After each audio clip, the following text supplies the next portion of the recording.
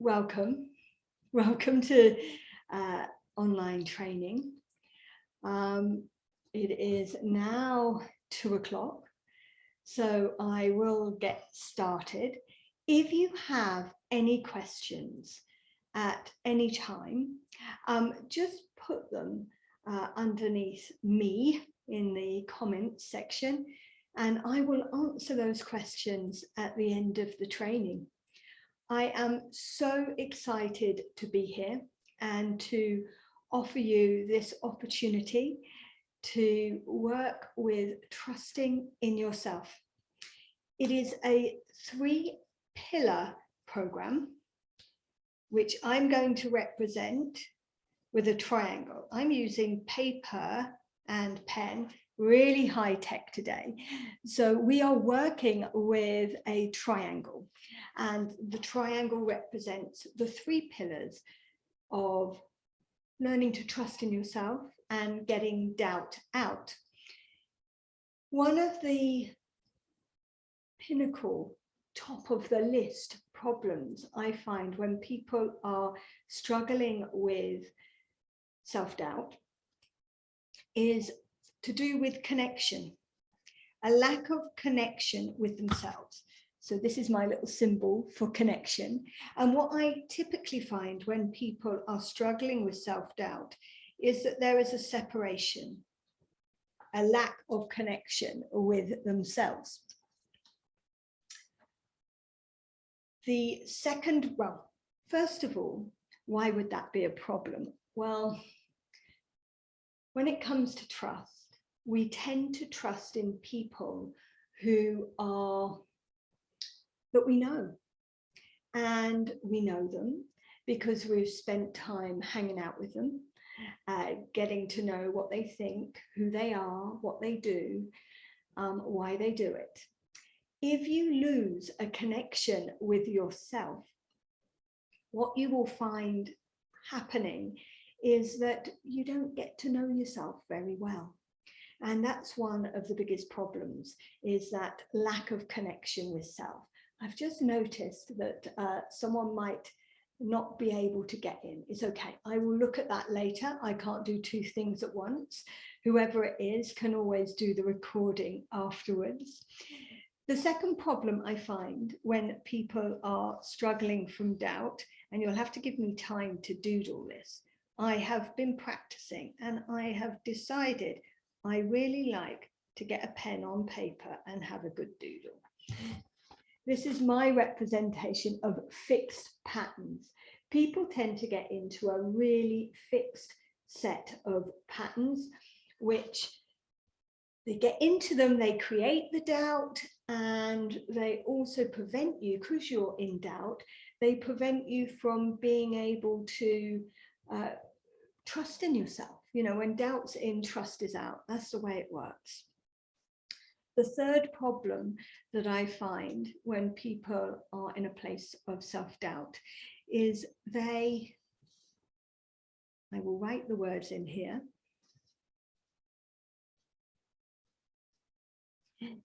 They get themselves into this place of doubt and they can't get themselves out of it.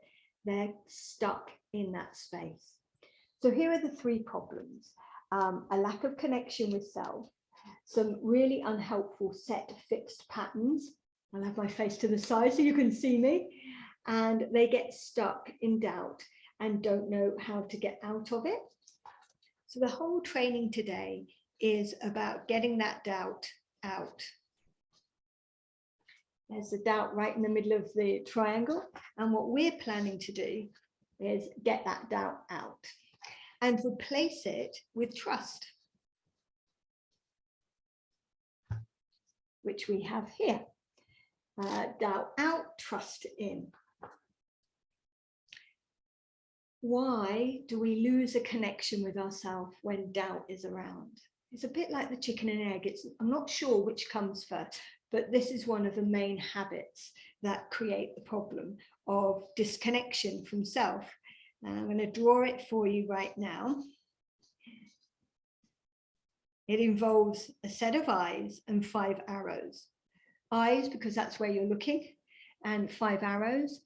because 5 is my favorite number. Here we go. This is the habit, looking out and comparing yourself with other people, looking out and projecting into the future. What if this happens? What if that happens? Projecting out and thinking, what are people going to think of me? If I do X, Y, and Z, they will be thinking this. They will be thinking that. When in a reality, we don't know what people are thinking.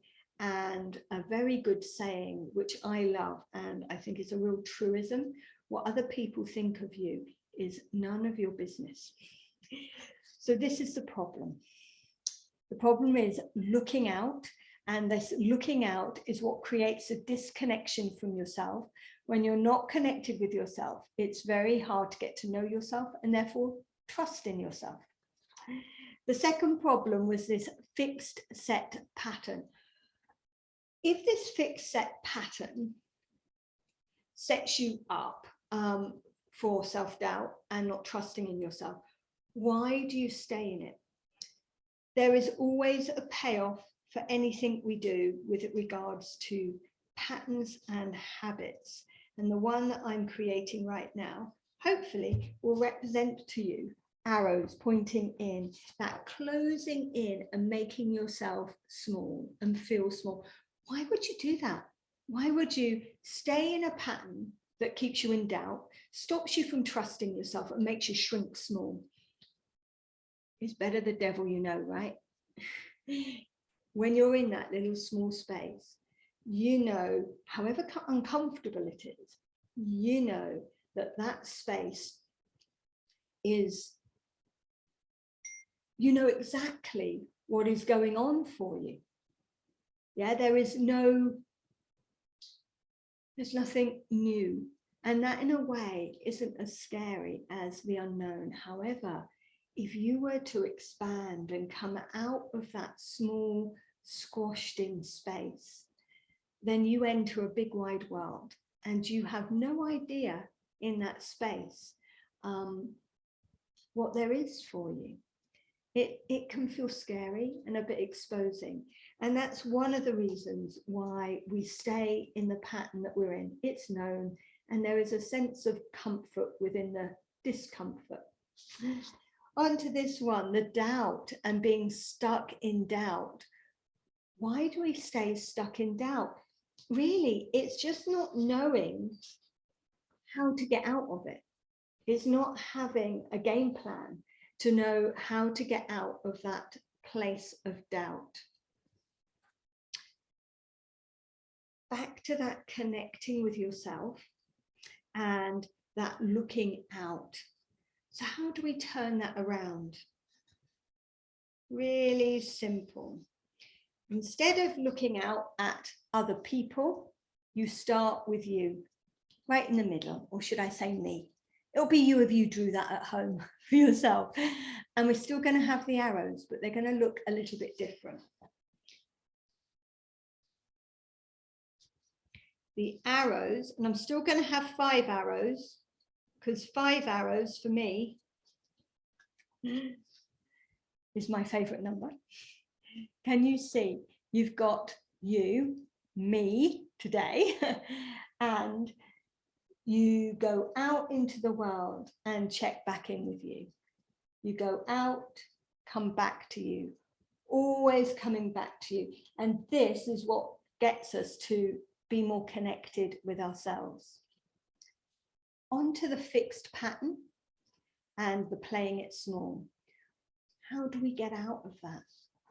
There's a bit of a culprit there for you. And the culprit is a mindset, and it's called your limited beliefs. This is my cube. I wish I'd learned to draw one before I actually came on today. So you've got this box, and this box is your limited beliefs. So I'm going to share one of my limiting beliefs with you. And that limiting belief was, I say was because it's no longer, learning is a struggle. Notice it's a statement. Yeah, I've not even dressed it up in any other way. It's a complete statement. Struggle, learning. Learning is a struggle. That was a limiting belief that I had. And do you know what? Every time it came to learning, that's exactly what it was. It was a struggle, because that's what limiting beliefs do. They keep you in that space of, it's like a self-fulfilling prophecy. You stay in that same space that you've always stayed in and always thought about. So what needs to happen is you need to get out of that box of limiting beliefs. Here, doubt. How do we get out of doubt? The best way for me to explain a game plan for you is with dots. As a child, I absolutely loved dot-to-dot maps.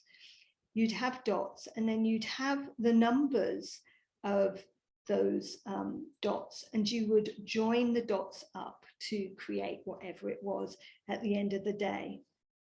So here's my dots, here's my numbers.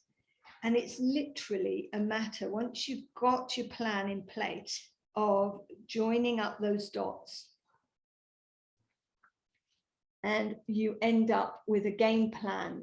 As long as you go from 1 to 2, 2 to 3, and 3 to 4, and 4 to 5, you're sorted. Notice the number 5 again. I'm absolutely obsessed by it. So there we have it. When you are in a place of doubt, there's a disconnection, and it comes from looking out and comparing. In order to change that, we create a loop for you, for me, where you go out into the world and come back to yourself. Fixed set patterns pay off, keeping you small in that small discomfort, but known discomfort. And what you need to do is look at your limiting beliefs and come out of that box. Come out of that place of limiting beliefs one by one. And being stuck in a place of doubt, you need to find a way out, and you have to have a game plan. You have to have a plan where you go from 1 to 2, 2 to 3, 3 to 4, 4 to 5, and so on, depending on you and depending on how many stages you need to get out of the doubt. So we put this into real life situations, and we look here.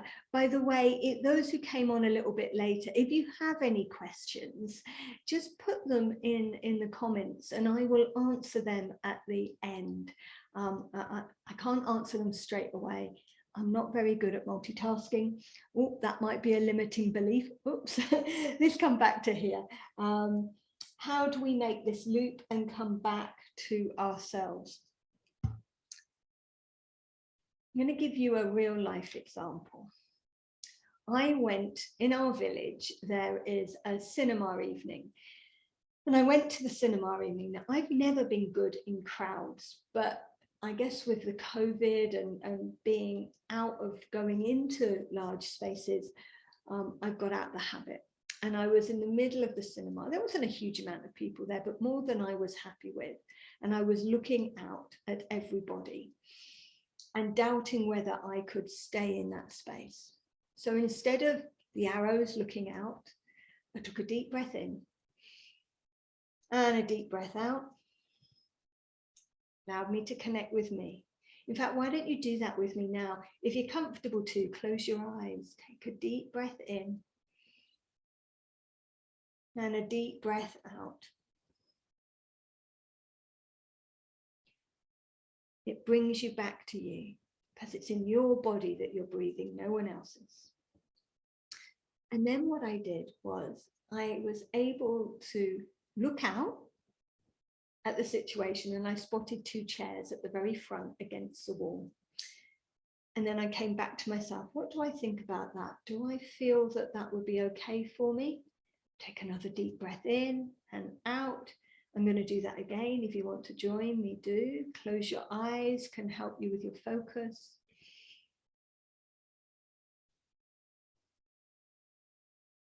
Yeah, I think I'd be all right sitting over there. Then I look out and I see my husband and I ask him, I said, I'm not comfortable here, happy to stay, but I need to be sitting at the front. He said, okay, and away we went. So I did use a little bit of looking out, but not in the same way. I just had a look out and around me and then came back to myself and checked in with me. And I also used the breath. The breath is so powerful. It's simple, right? We breathe automatically, but the difference here is that I am asking you to breathe consciously. This is the side profile of a nose with an arrow pointing in and out for the in and the out breath. It can take one breath, two, maybe three, and before you know it, you've landed back with you and you can check in with what you need. The loop. Let's come to this one, those limiting beliefs. If you're not sure what your limiting beliefs are, now that you're aware and you have my example, learning is a struggle, notice it, because it will come up with the kind of things you say inside your head. So I would say things like, this is hard, this is difficult. And that goes with learning as a struggle. And I would do it around a learning environment. And that would lead me to that very limiting belief. Learning is a struggle. What I would like you to do here is call out the limiting belief. I'm going to put question marks here because literally that is what you're doing. You ask, is this true? Well, actually for me it was true. Learning was a struggle. Is it true beyond a doubt? Is it 100% true? No, of course it's not. There are times when I found learning easy. In fact, in some scenarios, I was able to learn quicker than most people around me. So no, it wasn't true across the board. And what you do when you start questioning like this, you put a little chink in the armor of doubt. You start questioning those fixed set patterns and those beliefs that put you in a box and stop you from expanding and growing into who you truly are. You know, there's only one belief that I think can't be questioned and is completely true. One day I will die. Now, in the future, that might not be the case. Science may have found a way of us living forever, but right now, in this body, my belief is at some point I will die. Sorry to be so morbid, but it just shows you that most beliefs can be questioned, apart from that one. On to the doubt and having a strategy. These dots I have named on my main program that I do on Doubt Out. I've named them. Oh, I've got to have 5, I'm sorry. I've named them Doubt Out stations. So each of these is a Doubt Out station. Depending on what you're trying to sort out with regards to doubt, depends on what will be put on those stations. I had a client who would become completely overwhelmed by business activities around admin, and she would doubt that she was able to do those activities. Her first 2 doubt out stations were, she labeled them foundation, like where my feet can land, my foundation for doubt out. And what she put on both of those where her feet could land was super simple, achievable tasks. Those were her first points of strategy for any activity she had. The first 2 things she did were super easy and she was really capable of doing them. So yes, that was hers. I have a doubt out plan for judgment. I really struggle with being judged. And I've learned now to not let doubt get in the way. But one of the first things on my doubt out plan was to not take it personally, because 9 times out of 10, the judgment from someone else, it belongs to them and them alone. So that's what I would put on my doubt out station for judgment. So there you have it. You've got a 3-pillared approach to regaining connection with yourself, learning to get out of any limitations, and to create a plan to get out of doubt.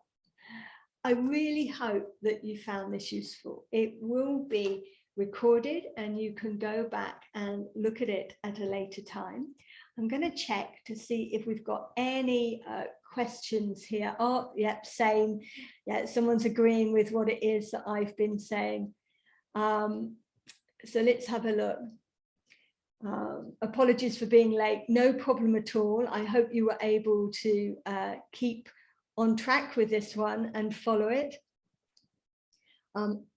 Is it always an idea to know where you finally want to be?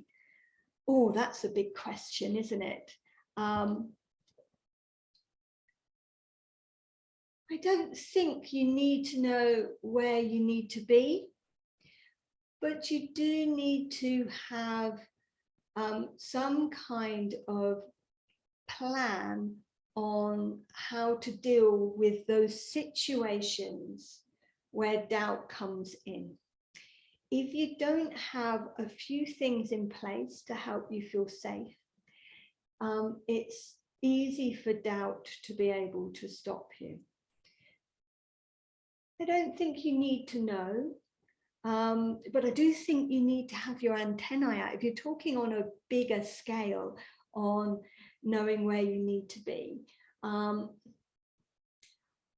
I think that you can have your antennae out and a sense of allowing and surrendering and trusting. I read a super book called The Alchemist, and it's about following all those synchronicities that cross your path.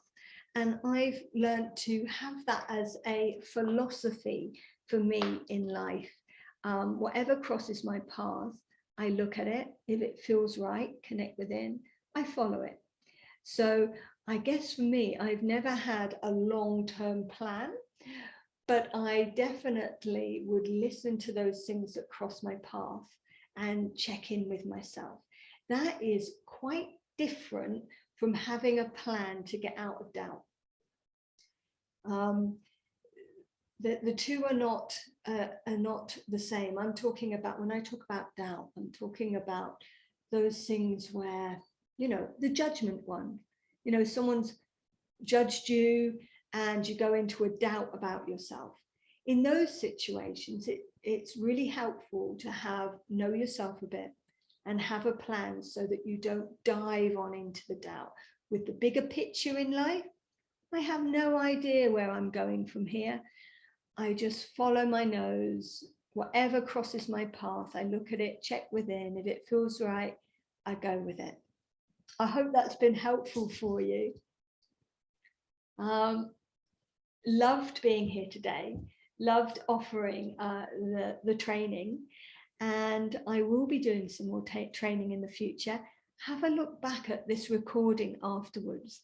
Sometimes we need to go through things more than once in order to take it on a deeper level. Have a great rest of the day. Goodbye.